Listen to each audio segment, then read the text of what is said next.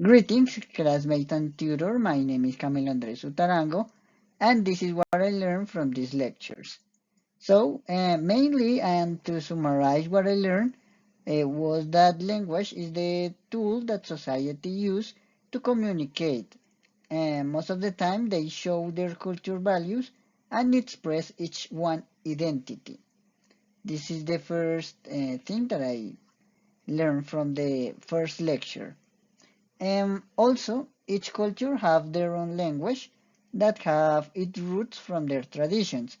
The Spanish that we talk in Colombia is not the same as the one from Mexico. Uh, as well as each culture have their own words, slangs, and traditions. Mm. It's important to highlight that when people travel, they can have problems if they don't know the culture from where they are traveling. An example of that is that in Colombia and other countries, we have the custom to voluntary tip, but in most of the Asia's countries, that action is rude. Thank you so much.